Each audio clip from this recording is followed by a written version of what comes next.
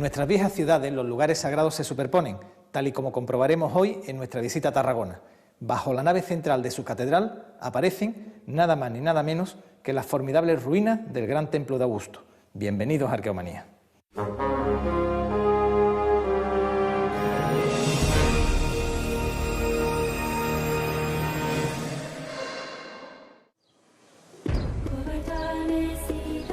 El anfiteatro de Tarragona, la antigua Tárraco, fue uno de los edificios más destacados de la Hispania Citerior por sus dimensiones y actividad. Aquí se respira la historia, se palpa, se percibe bien el aprovechamiento de materiales y espacios fruto del paso del tiempo. No hay más que mirar la iglesia que se construyó dentro del propio anfiteatro. Hay personas que se empeñan en dar corporeidad a la historia, en revivirla de alguna manera. Es el caso de Andreu Muñoz Melgar, que se propuso hace más de 2 décadas la recreación de un episodio significativo en la historia de Tarragona. Un capítulo que se desarrolló dentro de este anfiteatro. El 21 de enero del 256 de nuestra era, el obispo Fructuoso, junto a 2 de sus diáconos, fueron ajusticiados en el anfiteatro de Tárraco. Andreu Muñoz escribió una obra de teatro que se representa todos los años para rememorar el martirio. Por cierto, que el texto original que narra el padecimiento de Fructuoso fue citado por el mismísimo San Agustín. Los primeros cristianos no lo tuvieron fácil con los emperadores de Roma. El cristianismo no fue bien recibido en un mundo de gran permisividad religiosa, pero politeísta. Al final, el cristianismo terminó siendo la religión oficial del imperio y sus dirigentes aprovecharon los espacios urbanos, lúdicos y religiosos para levantar iglesias. Tarragona debía mucho a Augusto. El emperador en persona se encargó de dar honores a la ciudad y promover su transformación en una gran capital. Se dice que todo se debió a que Augusto se curó de una grave afección pulmonar en estas tierras. Tárraco fue la capital de la Hispania Citerior y una de las ciudades más importantes del Mediterráneo occidental. Un paseo por sus calles lo deja claro. Además del anfiteatro, Tarragona nos ofrece la posibilidad de ver otras joyas, como su circo o el Museo Romano. El esfuerzo económico que supuso la construcción de Tárraco, como una gran ciudad, no debe pasar desapercibido. Hasta aquí llegaron materiales de todo el imperio, así como arquitectos, escultores y toda clase de personal especializado. Hoy en día estaríamos hablando de miles de millones de euros de inversión pública. Pero Tárraco fue el puerto de salida del mineral de oro que se extraía en las minas del noroeste y de otras valiosas mercancías, con lo que se convirtió en una ciudad floreciente y de gran importancia estratégica. La urbe disfrutó de un gran esplendor durante más de 200 años. En el Museo Romano pueden verse cientos de vestigios del periodo imperial, mosaicos, bustos, estelas funerarias o piezas del mundo de la navegación.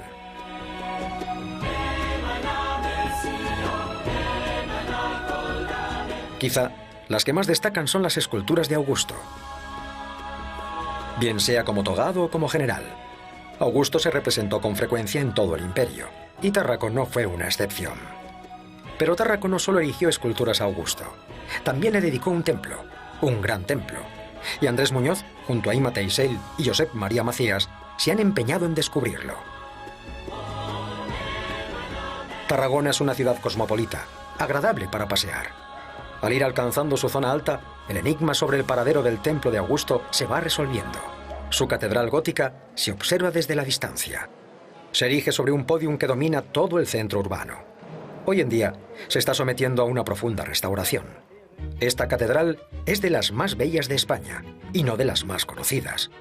En su tesoro hay materiales de indudable valor artístico de diferentes épocas y culturas.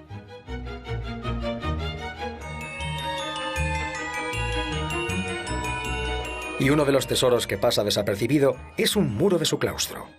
Un muro que perteneció a una gran plaza, la plaza en la que debió estar el templo dedicado a Augusto. Ciertamente estamos en un espacio histórico muy importante, un espacio donde en el siglo III a.C. se asentó el campamento romano, cuando Escipión toma la ciudad como campamento de invierno, y que se transforma posteriormente en el siglo I en un gran centro, en una gran área sagrada, que tendrá como centro de su plaza la erección de un templo de culto imperial. Detrás de mis espaldas tenemos, por lo tanto, el ángulo de esta gran plaza que rodeaba el templo romano de culto imperial y que era, pues, en el punto donde estamos, un enorme porticado desde el cual se podía contemplar la parte lateral de este templo. Estamos hablando de unas dimensiones en torno a las 2 hectáreas aproximadamente. El lugar estaba localizado. Los arqueólogos estaban sobre la pista correcta. Pero el proceso de restauración de la catedral les daba un tiempo limitado para hallar el templo de Augusto y algunas pruebas. No somos los primeros. Desde hace 300 años la gente ha estado investigando sobre esta posibilidad, si el templo de Augusto estaba debajo de la catedral. Tuvimos ocasión de desarrollar un amplio proyecto de prospección geofísica en el cual durante 4 días y 4 noches intervenimos en la totalidad de la catedral mediante técnicas de prospección con georradar, tomografía sísmica y electroconductividad eléctrica. Es emitir una serie de ondas magnéticas, electrónicas, al fin y al cabo a partir de una diferente respuesta del material que se encuentra en el subsuelo, y a través de unos programas informáticos pueden dibujar unas alteraciones en 3 dimensiones. Es decir, la respuesta de las capas de tierra es diferente a la respuesta de los muros de mortero de cal a estas ondas. Con lo cual los geofísicos deducen, a partir de esta respuesta diferenciada, deducen una superficie, deducen una volumetría. Localizada la discontinuidad, había que excavar y cubrir, documentando el máximo de piezas posibles. Todo el pavimento de la catedral se extrae de forma ordenada, para luego recomponerlo como si se tratara de un puzzle gigantesco. La campaña de este último año ha dejado valiosas informaciones. En el proyecto inicial del año pasado estuvimos en la parte frontal, encontrando pues la subcimentación de este gran templo dedicado a Augusto. Este año nos hemos ido a la otra parte, a la otra punta, tal como nos marcaban las prospecciones geofísicas, y lo que vamos a buscar es cómo cierra este templo, si tenía columnata por detrás o no la tenía, diferentes aspectos que podamos intuir a partir de la cimentación, y también incidiendo en la parte de la cela del templo. En estos momentos hemos podido observar que estamos cerca ya de esta cimentación del templo, pero que la actuación medieval es mucho mayor que en la parte frontal, la del año pasado. ¿Qué tipo de templo era el dedicado a Augusto en Tarragona? Vitruvio, en sus 10 libros de arquitectura, dejó para la posteridad toda la variedad constructiva de los templos clásicos. Acercarse a su obra es fundamental para comprender los procesos de edificación de estos y otros monumentos del mundo clásico. El templo de Augusto, en principio tenemos noticias historiográficas que hacia el año 15 los ciudadanos de Tárraco piden permiso al emperador para su erección, y a partir de este momento empiezan a acuñarse monedas con el templo representándose de forma octástila con 8 columnas en su fachada. Y seguramente este templo fue construido ya a partir de la época de Tiberio. A raíz de este proyecto tomamos conciencia de una realidad geofísica que era una gran plataforma de cimentación de 27 metros de ancho por 35 metros de longitud, la cual, a raíz de estos 300 años de historiografía, planteaba con mucha seguridad la posibilidad que tuviésemos la cimentación del templo de Augusto bajo la catedral tarraconense. En esta imagen se recrea idealmente la inserción del templo de Augusto en la catedral de Tarragona. La estructura que se está excavando en el subsuelo de la catedral de Tarragona indica casi con total seguridad que estamos ante el templo perdido de Augusto, pero son necesarias más evidencias. Había otros emplazamientos donde podría ubicarse este templo de Augusto, pero el propio desarrollo de la investigación tarraconense más los hallazgos arqueológicos y geofísicos plantean casi sin ninguna duda que esto sea la cimentación del templo. En estos momentos queremos llegar y marcar con la arqueología dónde está la línea de la cimentación del templo, a ver si hay suerte, que parece que esta vez un poco, que tengamos estratigrafía relacionada con esta parte posterior, y poder acercarnos a la datación de construcción del templo, que es lo que nos hace falta. Esta excavación es una de las más importantes de nuestro país. Es un momento único, irrepetible en décadas. Pronto la catedral estará restaurada del todo y se volverá a abrir al culto. El plazo para encontrar pruebas concluyentes de que el templo de Augusto estuvo aquí habrá terminado entonces.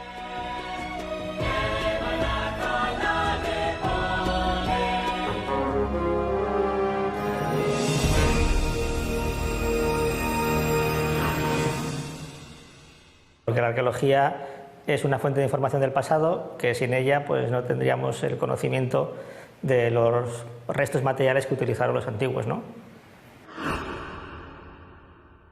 Es hacer llegar a la sociedad lo que los arqueólogos estamos investigando y hacerles entender cómo eran las sociedades antiguas que nos han precedido de una forma que sea comprensible para un público no especializado. El arqueólogo siempre debe tener en cuenta que lo que está estudiando o lo que está trabajando es un segmento muy pequeño de la sociedad que utilizó ese material que él está estudiando, ¿no? Y que por tanto sus conclusiones tienen que estar supeditadas a esta parte pequeña de la historia que es sobre la que trabaja, ¿no?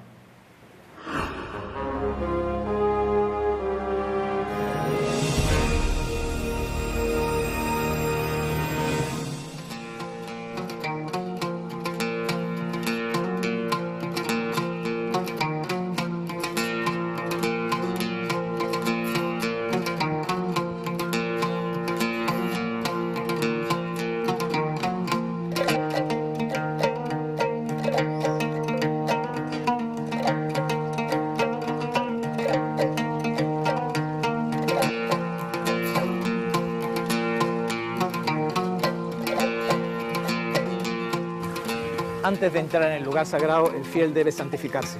Se purifica a través del agua de una fuente perdida a la sombra del bosque de naranjos, olivos, cipreses y palmeras que conforman un trasunto del paraíso terrenal. Nos encontramos en el patio de los Naranjos de la Mezquita de Córdoba. Uno de los monumentos españoles con mayor repercusión internacional es la Mezquita, hoy Catedral de Córdoba. Representa, conjuntamente con la ciudad palaciega de Medina Zahara, el esplendor del poder califal cordobés, el periodo de máximo apogeo militar y económico de la España musulmana, conocida como Al-Ándalus. La Mezquita de Córdoba presenta una curiosa singularidad arquitectónica. En vez de estar orientada hacia la Meca, al este, lo hace hacia el sur. Para unos, se debe a que el emir Abderramán I, que comenzó su construcción, quiso darle la misma orientación que la mezquita Al-Jama de Damasco, donde nació supuestamente. Para otros, a que se aprovechó la antigua iglesia visigoda de San Vicente Mártir. Sea como fuere, el caso es que sus primeras naves datan del siglo VIII. Como en tantos otros lugares de España, la iglesia catedral se asentó sobre la mezquita Al-Jama, que antes habría sido iglesia paleocristiana o templo ibero-romano en su caso. Lo sagrado es tenaz y sus templos cambian de culto a lo largo de la historia con mayor frecuencia que de ubicación.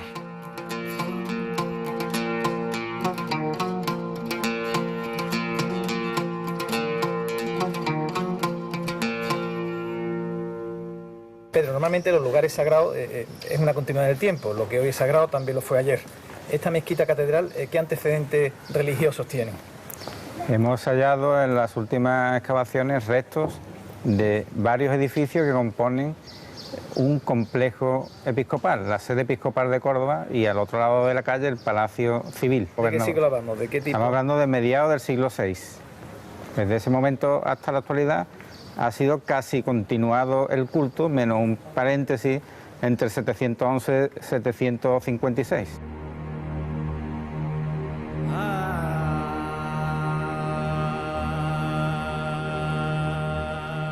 Al-Ándalus alcanzó su mayor poder político y territorial bajo el califato de Abderramán III. El monarca cordobés rompió cualquier lazo de sumisión, incluso religioso, con los califas de Bagdad en el año 929, cuando se proclamó príncipe de los creyentes. Poco después, en 940, ordenó la construcción de Medina Zahara, una ciudad a la altura de sus pretensiones imperiales. Construida en terraza sobre la ladera de Sierra Morena, causó el asombro de propios y extraños, como atestiguan las crónicas tanto musulmanas como cristianas de la época. Abderramán III, en plenitud de su poder y tras proclamarse califa, ordena construir Medina Zahara, y lo hace con un doble fin: Por una parte, concentrar el poder político y administrativo y por otra parte, representar el gran poder que atesoraba, puesto que su imperio se extendía por toda la península ibérica y el norte de África. En este salón, que se llama el Salón Rico o Salón de Abderramán III, recibía a las embajadas de lejanos países que venían a hacer acuerdos comerciales, políticos o a rendirle pleitesía. Las guerras civiles destruyeron desde dentro el poder califal en 1031, para dar comienzo al periodo de las taifas. Medina Azahara fue saqueada y destruida por las propias facciones cordobesas, y sus piedras, columnas, capiteles y basas usadas como cantera de construcción. Poco a poco fue olvidada hasta quedar enterrada bajo tierra. Los toros bravos y las yeguas pastaron desde entonces hasta nuestros días en lo que todavía se conoce como Córdoba la Vieja, y que el historiador Ambrosio Morales confundió con las ruinas de la ciudad romana fundada por Claudio Marcelo.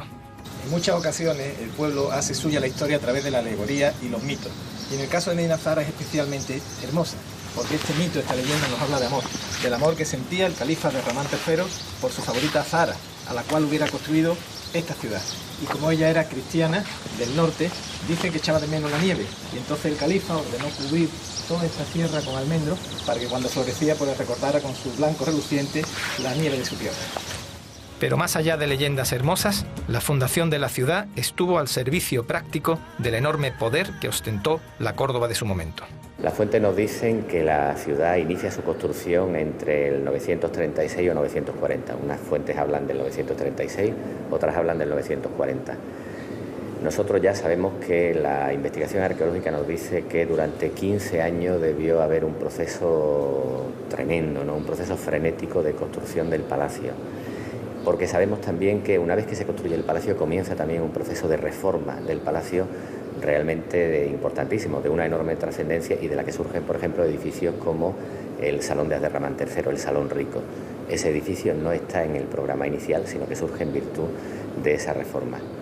La ciudad y el palacio tienen una vida importantísima, una vida de un protagonismo tremendo, muy importante en todo lo que es el ámbito mediterráneo, hasta la muerte de Al-Hakam II en el 976.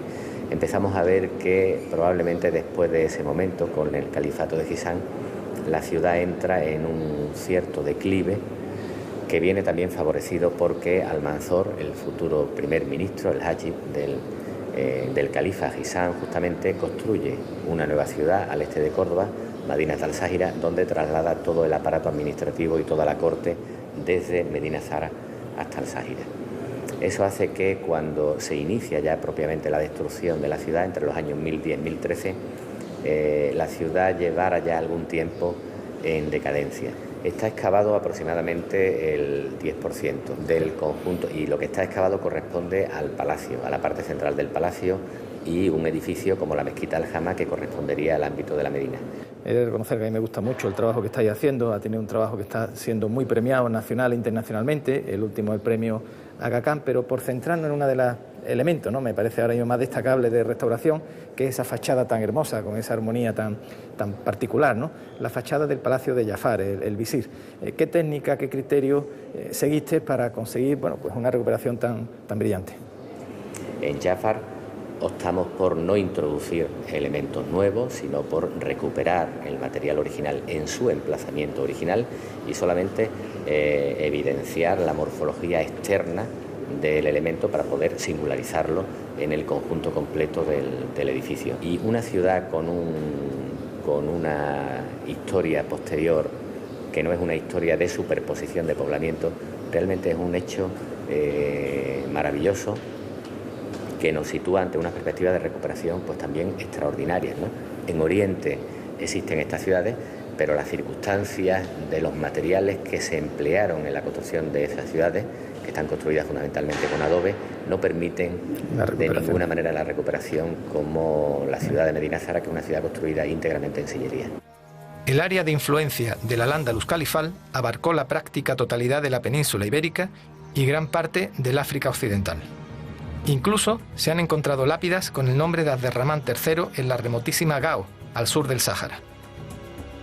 Las viejas ciudades caravaneras como Agadez, Tombuctú y Gao fueron testigos del esplendor de Al-Ándalus, que es el equivalente de la Atenas de Pericles en el ámbito musulmán.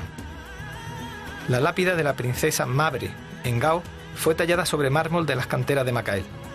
Entonces, los califas de Córdoba eran los líderes religiosos de gran parte del África sahariana y sus caravanas atravesaban los atroces desiertos. Al-Ándalus es un periodo de nuestra historia cuya rememoración, más o menos mítica, está aún viva tanto en el mundo musulmán como en el occidental. Las ruinas de Medina Zahara son testigo fiel de aquel florecimiento excepcional. Al-Ándalus no es tan solo la historia de los árabes, es también parte de nuestra propia historia. Debemos conocerla con sus luces y sus sombras. Medina Zahara es un libro abierto de arqueología e historia de visita obligada, que además de asombrar, sigue enamorando por su belleza y ambición osada. Las antiguas lenguas celtibéricas aún no han logrado ser descifradas. Nos despedimos hoy con nuestra particular piedra de Roseta, los bronces de Botorrita.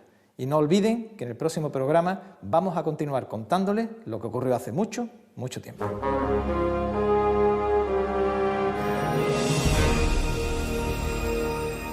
Lubos, Kounesicum, Melnunus, Vintis, Letontu, Litocum. El celtíbero sonaría de una forma parecida a esta parte de la transcripción del texto celtibérico del bronce de Botorrita. Los bronces de Botorrita pueden verse en el Museo Provincial de Zaragoza. Son una serie de escritos, 4 en concreto, grabados sobre planchas de bronce. Se remontan al siglo I a.C. y en general tienen una temática legal. Se excavaron en el pueblo de Botorrita, cercano a Zaragoza, la antigua Contrevia Velaisca. Su particularidad reside, en primer lugar, en que existen pocos textos en lengua celta escritos con caracteres íberos al alcance de los investigadores, y en segundo lugar, en que presentan algunos lazos léxicos con el latín, lo que abre la posibilidad de que lleguen a ser una especie de piedra roseta. El bronce conocido como Botorrita II está redactado en latín y muestra un pleito entre los habitantes de Salduey, la actual Zaragoza, y los de Alaún, actual Alagón. La disputa se originó por una canalización de aguas. Es la primera querella documentada en la península ibérica. El bronce denominado Botorrita I está escrito en lengua celtibérica y no ha podido ser traducido, aunque los investigadores sostienen que puede tratarse de un texto legal emitido por un senado indígena. Los habitantes de Contrevia Velaisca hablaban el mismo idioma que los habitantes de Numancia. Hoy en día se está avanzando mucho en el conocimiento de las lenguas prerromanas de la península. El problema del celtíbero es que conocemos un léxico todavía excesivamente pequeño y por tanto no tenemos todas las claves para poderlo interpretar. Pero hay que comentar cómo el mundo celtibérico tiene necesidad de escribir más tarde que el mundo ibérico. El urbanismo conlleva la aparición, lógicamente, de la escritura, porque lógicamente hay que anotar y llevar las cuentas, y a su vez, lógicamente, hay que elaborar leyes, legislación, lógicamente, para que sea conocida. Caso especial es el del tartésico, un idioma que no presenta ningún vínculo con lenguas indoeuropeas ni semíticas. Lo que los paleohispanistas, los que estudian las inscripciones locales, entienden que sucede en la península antes justo de que lleguen los fenicios, nos hace ver que existen al menos dos realidades lingüísticas, una reconocible, que sería de corte indoeuropeo, algunos tipos de lenguaje sin duda muy antiguos, un indoeuropeo bastante antiguo, otros pues de tipo céltico, otros como el celtibérico, pues claramente muy bien reconocido y reconocible, pero luego existen otras lenguas que podemos definir casi por exclusión. No son ni semitas ni son indoeuropeas. Y en este cuerpo de lenguas que claramente no funcionan de la misma manera que las lenguas semíticas o que las lenguas indoeuropeas, estaría sin duda lo que hablaban, pues digamos, los tartésicos, o al menos aquellos que habitaban en el sur de la península ibérica donde se asentaron los fenicios y con los que entraron en contacto. Los bronces de Botorrita son un documento de gran valor histórico. Muestran el desarrollo de las poblaciones autóctonas de la península y su relación con Roma, la potencia colonial, a través de la inclusión de neologismos. Si en el futuro alguna excavación depara otros hallazgos similares, alguna variedad del íbero y del celtíbero, tal vez puedan ser traducidas.